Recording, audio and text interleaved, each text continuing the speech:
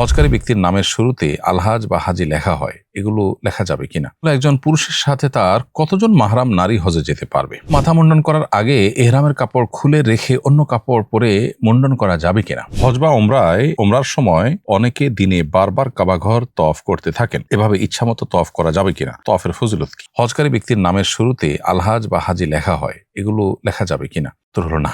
হজ যিনি করেছেন তার নামের শুরুতে আলহাজ বা হাজি এরকম কোনো লকব বা টাইটেল বা উপাধি এটা লেখা, বিশেষ করে এটা প্রদর্শনের অংশ হয়ে যায়, সেজন্য এটা অনুচিত বা এটা অ্যাভয়েড করাটা ভালো।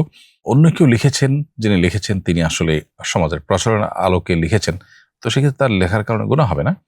কিন্তু এই কালচারটা আমাদের আসলে দূর করা উচিত যে হজ করলে আমরা মানুষকে হাজি বলবো, এটা এক ধরনের প্রদর্শন প্রিয়তা বা প্রদর্শনেচ্ছা থেকে হওয়ার আশঙ্কা আছে। সেই জায়গা থেকে এটা অ্যাভয়েড করা ভালো।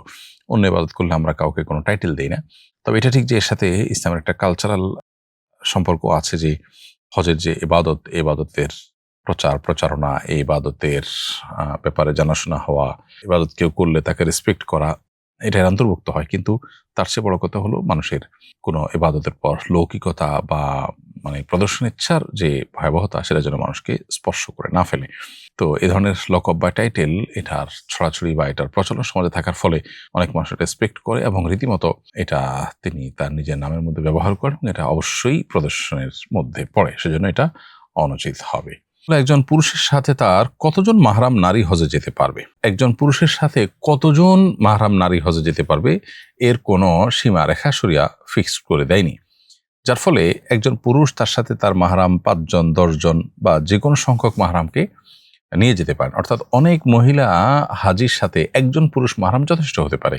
ধরুন আপনি যাবেন, আপনার সাথে আপনার স্ত্রী যাবেন, মা যাবেন, বোন যাবেন, বোনরা একাধিক আছেন, তারা সবাই মিলে যাবেন, ভাগ্নি যাবেন, আপনার ভাতিজি যাবেন, যারা সবাই আপনার মাহরাম বা আপনি তাদের মাহরাম, আপনার সাথে মাহরামিয়তে সম্পর্ক, এরকম অনেক মহিলাও একসাথে যেতে পারবেন, এতে কোনো অসুবিধা হবে না। অনেক সময় দেখা যায় যে মা ওয়াইফ দুজন যাবেন, তো দুজনের জন্য একজন পুরুষ মাহরাম যথেষ্ট। এমন না যে দুজনের জন্য আলাদা আলাদা মাহরাম লাগবে। মূলত শরিয়াতে মাহরামের এই বিধানটা কেন দিয়েছে সেটি আমাদের বোঝার চেষ্টা করতে হবে। সেটি হলো এই মহিলাদের হজের সফরে যাতে কোনো প্রকার বা যে কোনো সফরে তাদের যাতে কোনো প্রকার অসুবিধা তৈরি না হয়, একজন পুরুষ মাহরাম তিনি যেন তাদেরকে টেক কেয়ার করতে পারেন, জাস্ট এটা। অতএব অনেক মহিলাও যদি থাকে, এই পারপাসটা কিন্তু সার্ভ হবে, তিনি লিড দিয়ে তাদের বিষয়গুলোকে দেখভাল করতে পারবেন। বিধায় একজন মাহরাম হলেই কিন্তু তাদের সাথে অনেক মহিলা হজে যেতে পারবেন। মাথা মুন্ডন করার আগে এহরামের কাপড় খুলে রেখে অন্য কাপড় পরে মুন্ডন করা যাবে কিনা? উত্তর হলো না। মাথা মুন্ডন করার আগে আপনি পরিপূর্ণ হালাল হলেন না, ফলে আপনার জন্য সেলাই সহ পোশাক পরা জায়েজ হবে না। এহরামরত অবস্থায় সেলাই ছাড়া পোশাকের মধ্যে থেকেই আপনাকে মাথা মুন্ডন বা চুল ছোট করার কাজ করতে হবে। মাথা মুন্ডন বা চুল ছোট করার কাজ এটা যদি আপনি সম্পন্ন করেন, তারপর আপনি যে কোনো পোশাক পরতে পারেন। অতএব ধরুন উমরার ক্ষেত্রে আমরা বলি তওয়াফ এবং সাই হয়ে গেল, এখন শুধু মাথা মুন্ডন করা বাকি আছে। তাহলে আপনি এখন সাধারণ পোশাকে লুঙ্গি ইত্যাদি সেলাই করা পোশাক পরে তারপরে আপনি মাথা মুন্ডন করতে যদি চান, তাহলে সেক্ষেত্রে আপনাকে দম দিতে হবে এবং আপনি এহরামরত অবস্থায় এহরামের নিষিদ্ধ কাজ করার ফলে এই উমরাতে ত্রুটিযুক্ত হয়ে গেল এবং এই ত্রুটিকে দূর করবার জন্য আপনাকে দমে যেতে হবে। সুতরাং মাথা মুন্ডন বা চুল ছোট করার পর আপনি চাইলে স্বাভাবিক পোশাক পরতে পারেন। হজ বা ওমরার সময় অনেকে দিনে বারবার কাবাঘর তওয়াফ করতে থাকেন, এভাবে ইচ্ছামতো তওয়াফ করা যাবে কিনা? তওয়াফের ফজিলত কি? তওয়াফ ইচ্ছামতো করতে কোনো অসুবিধা নেই, অর্থাৎ তওয়াফের কোনো সর্বনিম্ন বা সর্বোচ্চ কোনো পরিমাণ ঠিক নাই যে দিনে এতবার করতে হবে বা এর বেশি করা যাবে না। কারোর যদি দিনে 2 বার 3 বার তওয়াফ করার মতো এনার্জি থাকে বা 4 বার 5 বারও করার এনার্জি থাকে, তিনি করতে পারেন।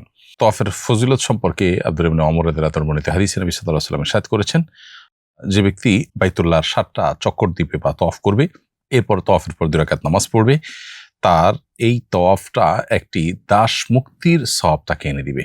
একজন কৃতদাসকে মুক্ত করলে, কিনে তাকে মুক্ত করে দিলে সেটা যতটা সওয়াবের হবে, একটি তওয়াফ সেরকম সওয়াবের বিষয় হবে। এবং একই বর্ণনায় আরো রয়েছে যে নবী সাল্লাল্লাহু আলাইহি ওয়াসাল্লাম ইরশাদ করেছেন যে তওয়াফকারী ব্যক্তি যতবার পা উত্তোলন করবে এবং রাখবে, অর্থাৎ প্রতিটা পদক্ষেপ করবে, তার বিনিময়ে আল্লাহ তাআলা তাকে 10টি নেকি দান করবেন, 10টি গুনাহ মুক্তি দান করবেন এবং 10টি মর্যাদা বৃদ্ধি করবেন। এজন্য সাধ্য অনুযায়ী তওয়াফ করা উচিত। তবে লক্ষ্য করা দরকার যে তওয়াফের পরিমাণ বাড়াতে গিয়ে যেন তওয়াফের কোয়ালিটি যেন ফল না করে। বরং খুব সুন্দরভাবে পরিপূর্ণ মনোযোগের সাথে ধীরস্থিরতার সাথে তওয়াফ করতে হবে।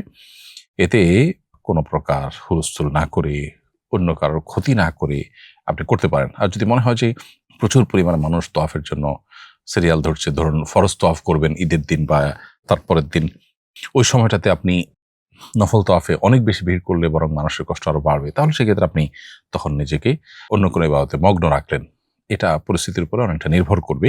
ইমানদার তার জন্য ইবাদত করার নির্দেশনা আল্লাহ তাআলা যেমন দিয়েছেন, তেমনিভাবে অন্যদের সুবিধা অসুবিধাগুলো, বিশেষ করে নফল ইবাদত করতে গিয়ে আর কারোর জন্য কষ্টের কারণ না হয়, বা নফল ইবাদত যদি পরিহার করে অন্য কারোর উপকার পৌঁছানো যায়, তো সেদিকটাকেও আমাদের মাথায় রাখতে হবে।